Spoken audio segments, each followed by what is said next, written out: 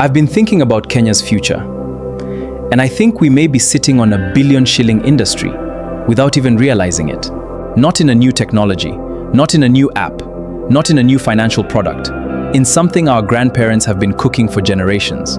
Because while we're busy looking for the next big export, some of Kenya's most valuable products may already be sitting on our dinner tables.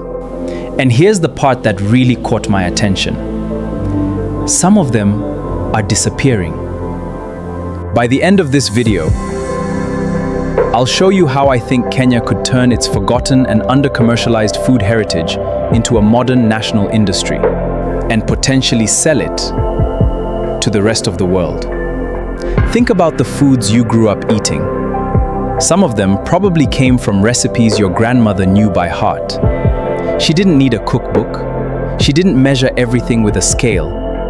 She simply knew. She knew what to plant, when to harvest it, how to prepare it, how to preserve it, how to combine it. And somehow, she knew exactly how it was supposed to taste. But now imagine something. Her granddaughter grows up in Nairobi.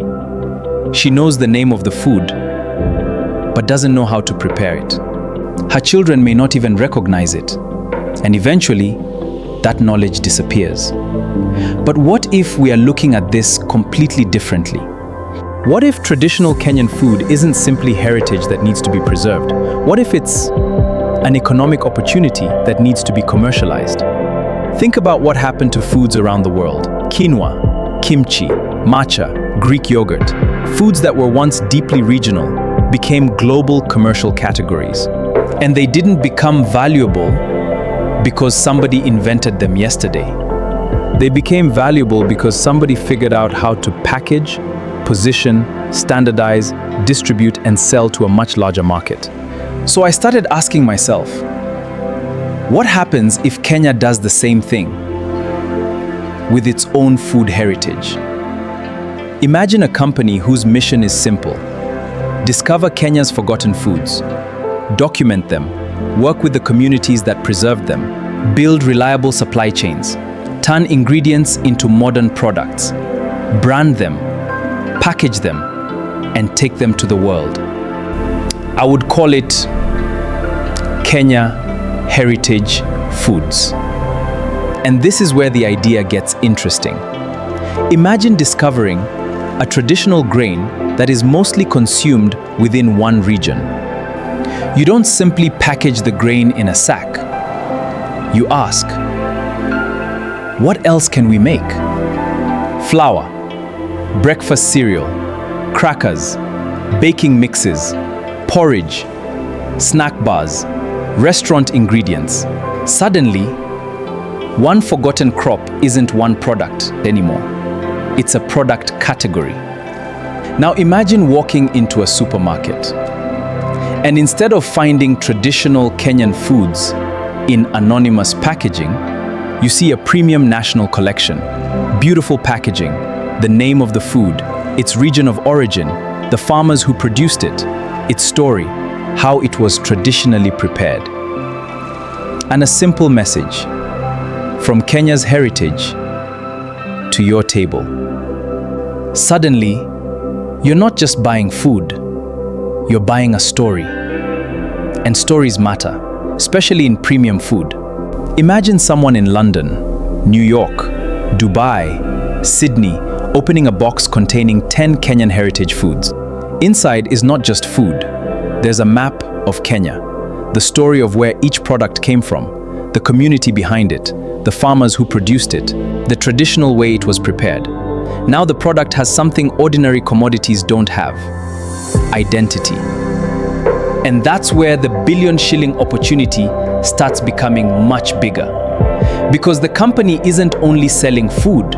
It could build a farmer network. It could provide guaranteed markets, help farmers meet quality standards, aggregate production, process ingredients, develop products, handle packaging, build export channels, and create premium brands around foods that previously had almost no commercial identity.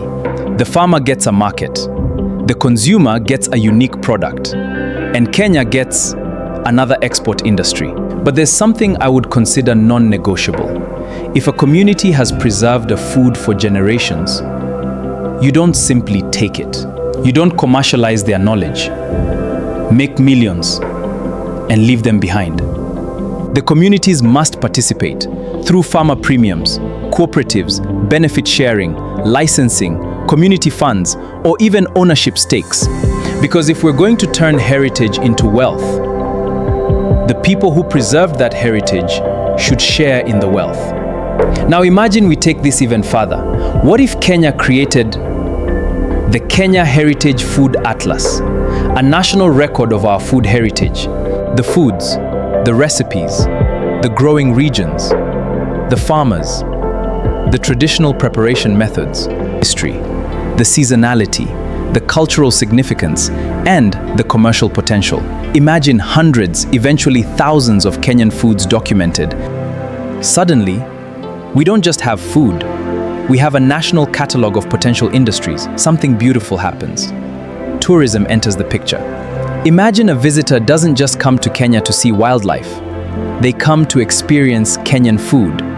They travel through different regions, meet farmers, learn traditional cooking, eat regional dishes, visit farms, learn preservation techniques.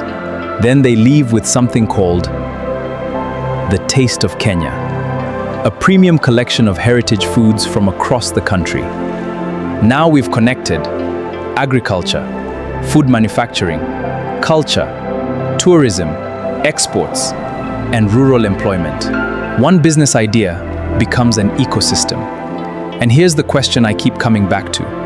Why are we so quick to look outside Kenya for the next big thing? Maybe the next billion-shilling opportunity doesn't need to be invented. Maybe it needs to be rediscovered.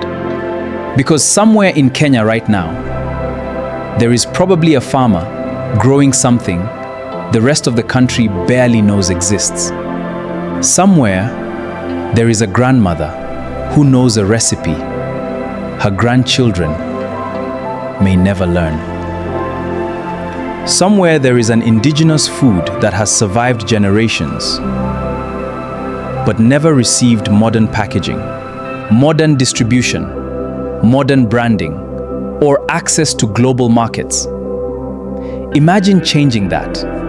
Imagine a Kenyan heritage food, once eaten only in one community, eventually sitting on a supermarket shelf in Nairobi, then Johannesburg, then London, then Dubai.